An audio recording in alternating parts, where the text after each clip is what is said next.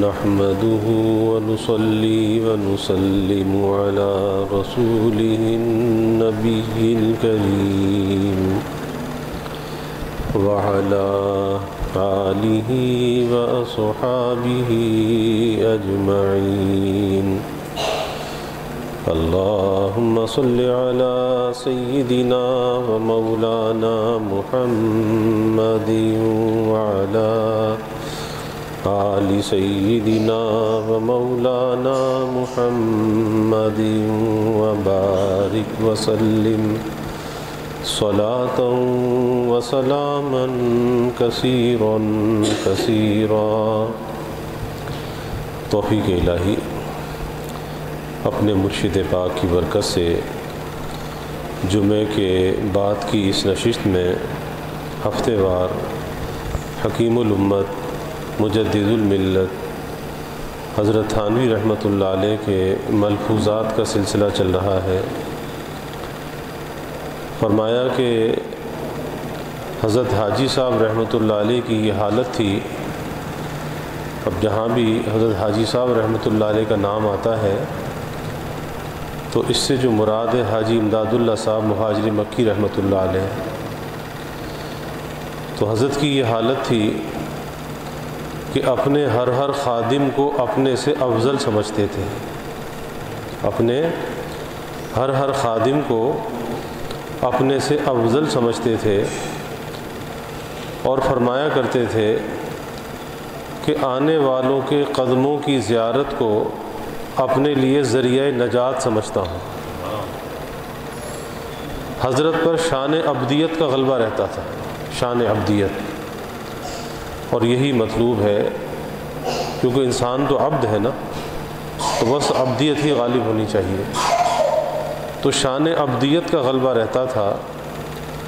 مطلب یہ تھا کہ اپنی اہلیت کا اعتقاد نہ رکھے. اپنی اہلیت کا اعتقاد نہ رکھے. ہاں، تمنا کی ممانعت نہیں ہے، تمنا کر سکتا ہے لیکن اپنی اہلیت کا اعتقاد نہ رکھے. تو پہلی بات یہ کہ حضرت حاجی صاحب رحمۃ اللہ علیہ کی عجیب تواضع تھی اور یہ اثر تھا اپنے بزرگوں کی توجہ اور ان کی برکات کا. حضرت حاجی صاحب رحمۃ اللہ علیہ نے پہلے سلسلہ نقشبندیہ میں سلوک کو طے کیا، اور جب حضرت کے شیخ کا وصال ہو گیا تو اب یہ فکر تھی کہ کسی اللہ والے سے تعلق قائم کرنا چاہیے. اب اس میں سرگرداں تھے کہ خواب میں کوئی شخصیت دکھائی گئی. سمجھ گئے کہ ان سے تعلق کرنا ہے لیکن ملتے نہیں. کہاں تلاش کرتے لیکن ملتے نہیں ہیں. تو ایک مرتبہ جنجانہ جانا ہوا تو وہاں پر میاں جی نور محمد صاحب جنجانوی رحمۃ اللہ علیہ ایک عامی سے بچوں کو مکتب پڑھانے والے تھے. دیکھا تو پہچان گئے کہ یہی خواب میں دکھائے گئے تھے. تو جا کر درخواست کی کہ حضرت بیعت فرما لیں. تو حضرت نے فرمایا کہ بھائی خواب خیال کی باتوں کا کیا بھروسہ ہے. خواب تو خواب ہی ہوتا ہے، اس کا کیا بھروسہ ہے. بس پھر بیعت ہو گئے. اور اس کے بعد میاں جی صاحب مشہور تو نہیں تھے، بچوں کو مکتب پڑھایا کرتے. میاں جی کہتے اس کو جو بچوں کو مکتب پڑھانے والا. تو حضرت حاجی صاحب رحمۃ اللہ علیہ کو حجرے میں لے کر گھنٹوں بیٹھے رہتے تھے. تو کسی نے پوچھا کہ میاں جی یہ جو لڑکا تھانہ بھون سے آیا ہے اس کو گھنٹوں آپ لے کے بیٹھے رہتے ہو. تو میاں جی صاحب نے فرمایا کہ میں ایک ہانڈی تیار کر رہا ہوں. میں ایک ہانڈی تیار کر رہا ہوں. جب وہ پک کر تیار ہوگی تو عرب اور عجم روشن ہو جائے گا. عرب اور عجم روشن ہو جائے گا. اور پھر ایسا ہی ہوا کہ حضرت حاجی صاحب رحمۃ اللہ علیہ کو جو وہاں سے فیض ملا میاں جی نور محمد صاحب جنجانوی رحمۃ اللہ علیہ سے، اس نے عرب اور عجم کو روشن کیا. اب عجم میں یہ ہمارا ہندوستان اور یہ سارے علاقے جتنے بھی ہیں تو یہاں تو ہمیں معلوم ہے کہ کہاں کہاں حضرت کا فیض ہے اور آج بھی وہ سلسلے جاری ہیں، لیکن جب حضرت حاجی صاحب نے انگریز کے زمانے میں ہجرت فرمائی، پہلے تو انگریز سے جہاد ہوا پانی پت کے میدان میں، اور اس کے امیر المومنین تھے حضرت حاجی صاحب رحمۃ اللہ علیہ۔ پھر اس کے بعد جب انگریز جان کا دشمن ہو گیا تو پھر یہاں سے ہجرت فرمائی مکہ معظمہ، اور باقی زندگی مکہ معظمہ میں گزاری، اور وہیں جنت المعلیٰ میں حضرت کا آج بھی قبر شریف وہاں پر موجود ہے۔ تو وہاں رہتے ہوئے حرم پاک میں اس عرب میں کتنا فیض پھیلا وہ ہمارے علم میں نہیں ہے، لیکن حضرت کے شیخ نے جو یہ بات فرمائی کہ عرب اور عجم روشن ہو جائے گا، تو ایسے ہی ہوا کہ عرب اور عجم روشن ہوا حضرت حاجی صاحب رحمۃ اللہ علیہ کے فیض سے۔ اور سب سے اہم چیز جو ہے کہ شان ابدیت کا جو تھا غلبہ تھا، اور اپنے شیخ کی برکت اور دعائیں ساتھ تھیں۔ ایک وقت ایسا آیا کہ میاں جی نور محمد صاحب جنجانوی رحمۃ اللہ علیہ رہنے والے تو جنجانہ کے تھے، پڑھاتے لوہاری میں تھے۔ لوہاری بھی چھوٹا سا قصبہ ہے، آج بھی ہے ہندوستان میں۔ تو میاں جی صاحب بیمار ہو گئے، اور بیماری ایسی آئی کہ اسی بیماری میں حضرت کا وصال ہوا۔ تو لوہاری سے جنجانے جا رہے تھے، کہا جی تھانہ بھون درمیان میں پڑتا ہے، کہا جی تھانہ بھون سے لے کے چلو۔ پالکی کے اندر بیٹھے تھے اور پالکی کاندھوں پر اٹھائی جاتی تھی۔ خانقاہ کے دروازے پر پالکی رکوائی اور کہا کہ حاجی صاحب کو ذرا بلاؤ۔ تو حاجی صاحب کو اطلاع ہوئی تو دوڑے ہوئے گئے، ننگے پاؤں باہر نکلے۔ تو جب پالکی کے پٹ کھولے دیکھا کہ میاں جی صاحب ہیں، لیکن حالت یہ ہے کہ بالکل سفید، یعنی جیسے کوئی خون کا کوئی قطرہ بھی موجود نہیں ہے جسم میں۔ تو یہ جب دیکھا تو ظاہر ہے کہ اپنے شیخ سے ایک تعلق ہوتا ہے، ایک محبت کا، عقیدت کا۔ تو حضرت حاجی صاحب رحمۃ اللہ علیہ کی آنکھوں سے آنسو جاری ہو گئے۔ میاں جی صاحب نے کہا کہ حاجی صاحب کیوں غم کرتے ہو؟ یہی تھا کہ اب اس حالت کے اندر کہ جسم میں کوئی خون کا قطرہ نہیں محسوس ہوتا، کیا بنے گا؟ تو میاں جی صاحب نے فرمایا کہ فقیر مرا نہیں کرتا، منتقل ہو جایا کرتا ہے، اور انتقال کے معنی بھی منتقل ہونے کے ہیں۔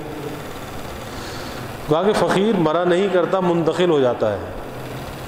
اور پھر دوسری بات یہ فرمائی کہ فقیر کا باطن تمہارے ساتھ رہے گا، فقیر کا باطن تمہارے ساتھ رہے گا۔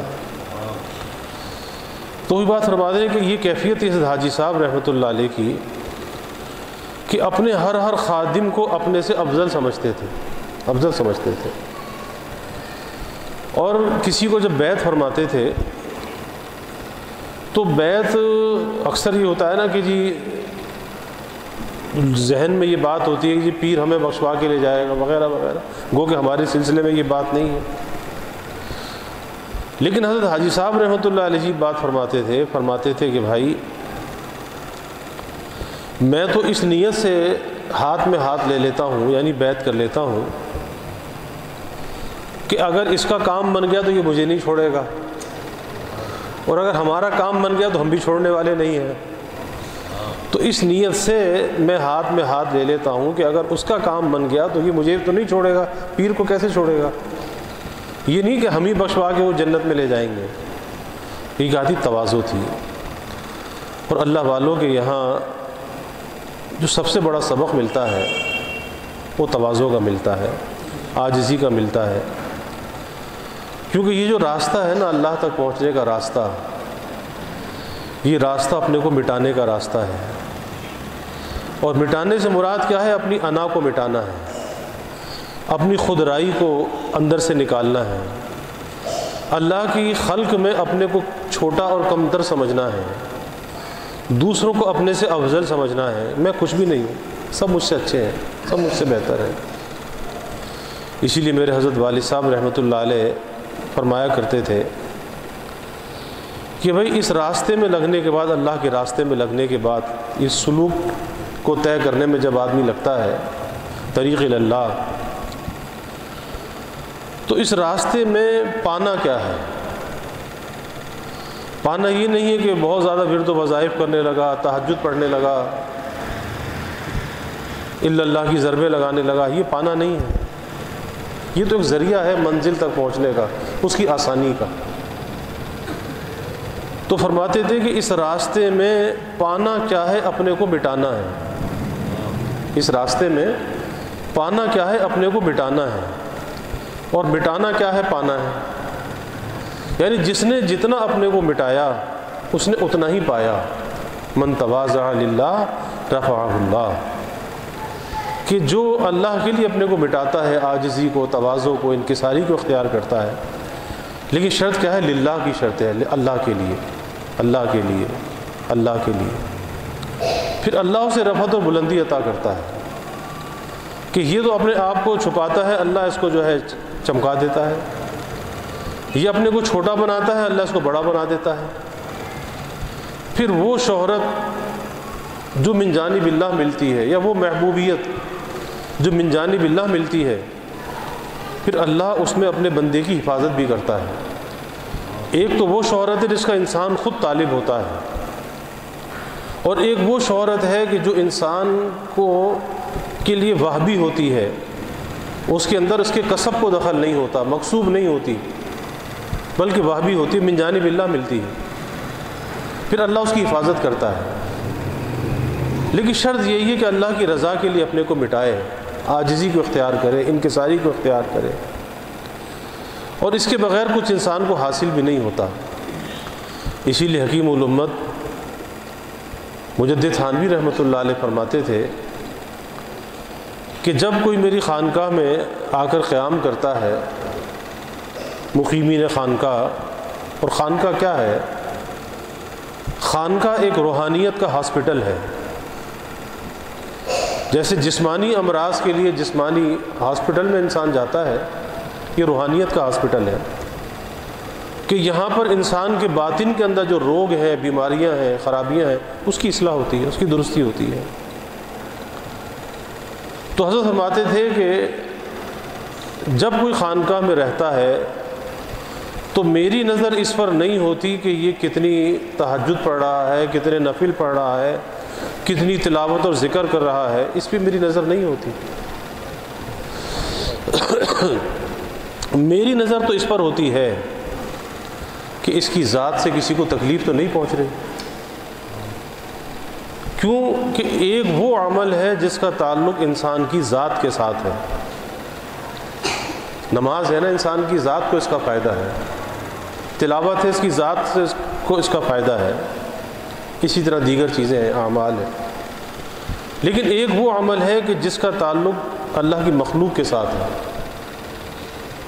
تو ایک آدمی ذاتی طور پر تو نمازی بھی ہے، روزہ بھی رکھتا ہے، صدقہ خیرات بھی کرتا ہے، ذکر اذکار بھی کرتا ہے، سب کچھ کرتا ہے، لیکن اس کے شر سے لوگ بچے ہوئے نہیں ہیں۔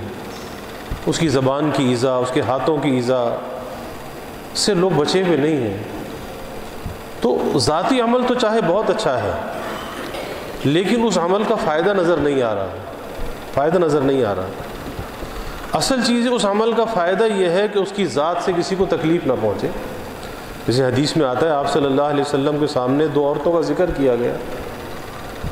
ایک کے بارے میں بتایا گیا کہ بہت نیک، نمازی، عبادت گزار، لیکن اس کے شر سے اس کے پڑوسی بچے ہوئے نہیں ہیں، یعنی اللہ کی خلق کے لیے، مخلوق کے لیے تکلیف کا سبب ہے، اذیت کا سبب ہے۔ آپ نے فرمایا جہنمی ہے۔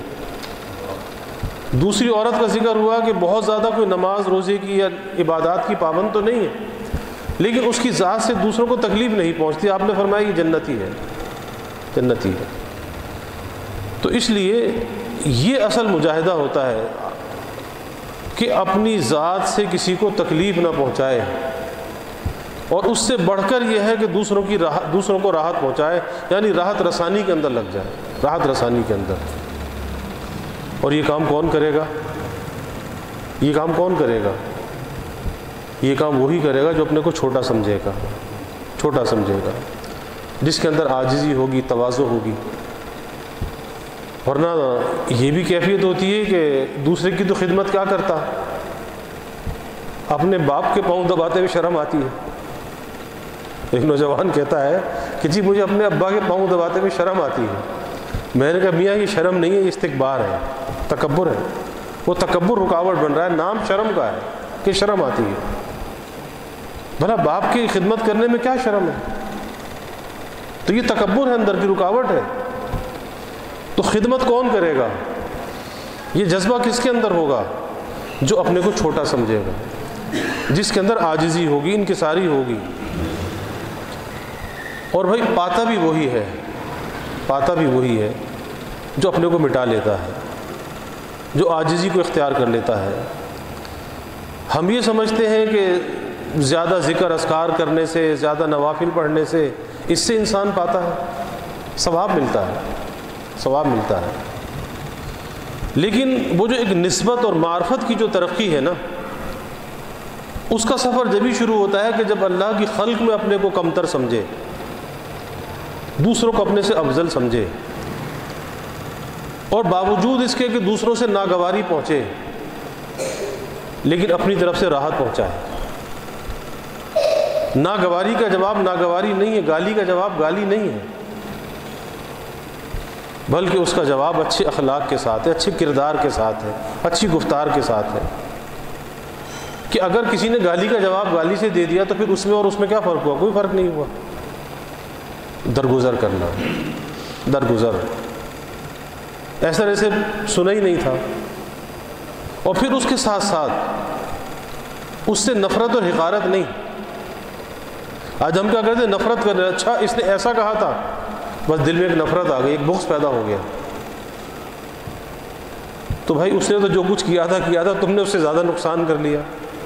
جب دل میں نفرت آ گئی، دل میں بغض آ گیا، تو اپنا نقصان خود کر لیا۔ اچھا کچھ کہا تھا، ٹھیک ہے، اللہ کے لیے معاف ہے، درگزر ہے بس، کیونکہ اس کی صفائی رکھنی ہے نا۔ یہ جو دل ہے، اگر یہاں پر یہ میل کچیل آ گیا، حسد کا، بغض کا، کینے کا، تو پھر ایسی جگہ پہ اللہ نہیں ہوتا۔ یہ تو نجاست ہے نا، حسد ہے، بغض ہے، کینہ ہے، تکبر ہے، یہ نجاستیں ہیں، غلاظتیں ہیں۔ تو اگر دل اس سے آلودہ کر لیا تو اللہ تو ایسی ناپاک جگہ پہ، نجس جگہ پہ نہیں آتا، اللہ تو کی تجلیات تو پاک جگہ پر آتی ہیں۔ تو دنیا ہے، دنیا میں تکلیف پہنچتی ہے، لوگ اعتراض کرتے ہیں، برا کہتے ہیں، گالیاں بھی دیتے ہیں، سب کچھ کرتے ہیں، لیکن سن کے درگزر، اللہ کے لیے درگزر، معاف کر دینا۔ لیکن اپنے دل کو بچانا، اپنے اخلاق کی، عادات کی، گفتار کی حفاظت کرنا، کیونکہ یہ دل اللہ کی تجلیات کا مرکز ہے، اس کو بچانا ہے۔ اگر اسی کو ہم نے خراب کر لیا، آلودہ کر لیا، تو پھر باقی بچا کیا؟ کچھ بھی نہیں بچا۔ تو اس لیے اس دل کی حفاظت، اور وہ جبھی ہے جب آدمی اپنے کو چھوٹا سمجھے، کمتر سمجھے، بھائی میں کچھ بھی نہیں ہوں، سب مجھ سے اچھے ہیں، سب مجھ سے بہتر ہے، عاجزی، انکساری۔ اور حقیقت بھی یہی ہے کہ کسی کے بارے میں انسان کیا رائے قائم کر سکتا ہے، اور کیسے کسی سے اپنے آپ کو افضل سمجھ سکتا ہے؟ ہر انسان کا اپنے رب کے ساتھ ایک تعلق ہے، اس کا ایک ربط ہے، ایک تعلق ہے، اور ہمیں نہیں معلوم کہ کس بندے کا اللہ کے ساتھ کس درجے کا تعلق ہے، ہمیں نہیں معلوم۔ اس لیے ہم کسی سے نفرت کریں، کسی سے حقارت کریں، کسی پر اعتراض کریں، کسی کو برا کہیں، تو اس کا تو نقصان نہیں ہوگا، ہمارا نقصان ہو جائے گا۔ تو اپنے نقصان سے بچانا ہے، اور اس کا آسان سا طریقہ یہی ہے کہ اللہ کی مخلوق سے حسن ظن رکھیں، نیک گمان رکھیں۔ ہمیں نہیں معلوم کہ یہ اللہ کے ساتھ اس کا کیا تعلق ہے، اور پھر ہمیں یہ بھی معلوم نہیں ہے کہ میرا خاتمہ کیسے ہوگا، اس کا خاتمہ کیسے ہوگا، اور اعتبار خاتمے کا ہے، اعتبار خاتمے کا ہے، نہیں معلوم۔ اور جب تک ہمیں یہ معلوم نہیں ہے کہ ہمارا خاتمہ کیسے ہوگا، ہم کیسے کسی کو کمتر سمجھ سکتے ہیں اور کیسے اپنے کو افضل سمجھ سکتے ہیں؟ نہیں سمجھ سکتے۔ اعتبار تو خاتمے کا ہے نا۔ تو اس لیے عاجزی، انکساری۔ اور کبھی بہت سے لوگ ہوتے ہیں معاشرے کے اندر گرے پڑے نظر آتے ہیں، لوگوں نے عزت اور احترام نہیں دیتے۔ حدیث شریف میں بھی آتا ہے کہ بعض لوگ ایسے ہوتے ہیں کہ کہیں رشتے کا پیغام بھیجیں، ان کے پیغام کو ٹکرا دیا جائے، کسی محفل میں جائیں تو انہیں عزت کی جگہ پہ نہ بٹھایا جائے، یعنی بالکل معاشرے کے گرے پڑے لوگ، لیکن اللہ کے نزدیک ان کا درجہ اور مرتبہ اور ان کا مقام یہ ہوتا ہے کہ اگر وہ کسی بات پر قسم کھا لیں تو اللہ پر لازم ہے ان کی قسم کو پورا کرنا، اور وہ معاشرے کے ایسے ہی گرے پڑے لوگ ہوتے ہیں جن کو ہم اہمیت نہیں دیتے، تو کیسے کسی کو کمتر سمجھ سکتے ہیں، کیسے کسی سے نفرت کا حقارت کا برتاؤ کر سکتے ہیں، کیسے اپنے کو افضل سمجھ سکتے ہیں؟ نہیں سمجھ سکتے۔ اسی لیے کہا جاتا ہے کہ حالت کے بدل جانے کا خوف لگا رہنا چاہیے۔ آج میری حالت ہے، نہ معلوم کل یہ رہے نہ رہے۔ آج میں نماز پڑھ رہا ہوں کہ میری شامت اعمال کہیں نماز نہ چھوٹ جائے، کہیں ذکر اذکار نہ چھوٹ جائے، کہیں میری وضع قطع نہ چلی جائے۔ اور ایسی مثالیں موجود ہوتی ہمارے معاشرے کے اندر کہ بننے کے بعد لوگوں کو بگڑتے بھی دیکھا ہے۔ اس لیے کبھی اپنے اوپر ناز نہیں ہونا چاہیے، اور کبھی اللہ کی مخلوق کے ساتھ ایسا برتاؤ اور سلوک نہیں کرنا چاہیے، ورنہ اللہ قادر ہے اس بات پر کہ اسے ہماری جگہ پر پہنچا دے، ہمیں اس کی جگہ پر پہنچا دے۔ اللہ اس پر قادر ہے، تو ڈرنے کا مقام ہے۔ حضرت خضر کا واقعہ کتابوں میں آتا ہے کہ مدینہ طیبہ میں حرم پاک میں محدث عبد الرزاق کا درس حدیث ہو رہا ہے۔ دیکھا کہ ایک شخص گھٹنوں پر سر رکھ کے بیٹھا ہوا ہے، تو ایک آدمی نے آ کر ان سے کہا کہ بھائی اتنے بڑے محدث کا درس حدیث ہو رہا ہے اور تم بھی عجیب آدمی ہو، تم گھٹنے میں سر رکھ کے بیٹھے ہوئے ہو۔ تو اس نے گھٹنوں سے سر بھی نہیں اٹھایا، اور اس نے ایک بات کہی، اس نے کہا کہ جو براہ راست رزاق سے سنتا ہو اس کو کیا ضرورت ہے کہ عبد الرزاق سے سنے؟ تو اچھا تم اتنے پہنچے ہوئے ہو تو پھر یہ بتاؤ کہ میں کون ہوں؟ تو اب بھی اس نے گھٹنوں سے سر نہیں اٹھایا۔ اس نے کہا کہ اگر مومن کی فراست صحیح ہے تو تم خضر ہو۔ تو حضرت خضر یہ کہتے ہیں کہ میں نے وہ پہلا شخص دیکھا کہ جس کو میں نہیں پہچانا، اس نے مجھے پہچانا۔ تو کسی کو کیا انسان کمتر سمجھ سکتا ہے؟ اس لیے عافیت اسی میں ہے کہ بھائی چھوٹا بن کے رہے۔ چھوٹا بننے میں حفاظت ہے، بڑا بننے میں حفاظت نہیں ہے۔ اللہ تعالیٰ یہ عاجزی، یہ تواضع جو ہمارے بزرگوں کے اندر تھی، اور جو اللہ کے حبیب صلی اللہ علیہ وسلم سے منتقل ہوئی نا صحابہ میں، اور وہاں سے یہ سلسلہ ہے، تو وہ عاجزی، وہ تواضع اللہ ہمارے اندر بھی پیدا فرما دے، اس کی حقیقت اللہ عطا فرما دے۔ وآخر دعوانا الحمدللہ رب العالمین والعاقبۃ للمتقین والصلاة والسلام علی اشرف الانبیاء والمرسلین اللہم صل علی سیدنا و مولانا محمد وعلی آل سیدنا و مولانا محمد وبارک وسلم۔ ربنا آتنا فی الدنیا حسنہ وفی الآخرۃ حسنہ وقنا عذاب النار۔ ربنا اتمم لنا نورنا واغفر لنا انک علی کل شیء قدیر۔ اللہم اعنا علی ذکرک و شکرک و حسن عبادتک۔ اللہم انا نستعینک علی طاعتک۔ اللہم وفقنا لما تحب و ترضی من القول والعمل والفعل والنیت والہدى انک علی کل شیء قدیر۔ اللہم اعنا بالعلم وزیننا بالحلم واکرمنا بالتقوی وجملنا بالعافیہ۔ اللہم انا نسألک الہدى والتقى والعفاف والغنى۔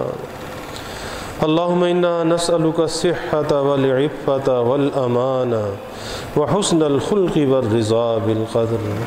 اللہم زدنا ولا تنقصنا وأکرمنا ولا تہنا وأعطنا ولا تحرمنا وآثرنا ولا تؤثر علینا وأرغنا وارض عنا وأرغنا وارض عنا۔ اللہم انا نعوذ بک من جہد البلاء ودرک الشقاء وسوء القضاء وشماتة الأعداء۔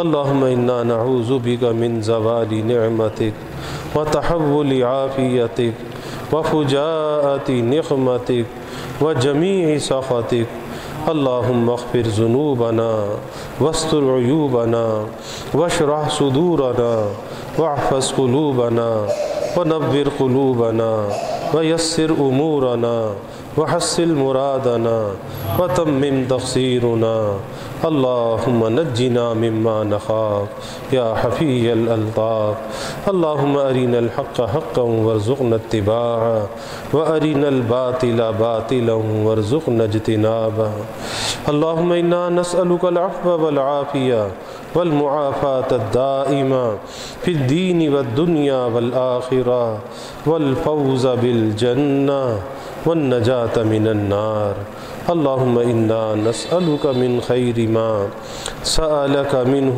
نبيك سيدنا محمد صلى الله عليه وسلم ونعوذ بك من شر ما استعاذك منه نبيك سيدنا محمد صلى الله عليه وسلم وأنت المستعان وعليك البلاغ ولا حول ولا قوة إلا بالله وجزا الله عنا محمدا صلى الله عليه وسلم ما هو أهله وصلى الله تعالى وسلم على النبي الكريم آمين برحمتك يا أرحم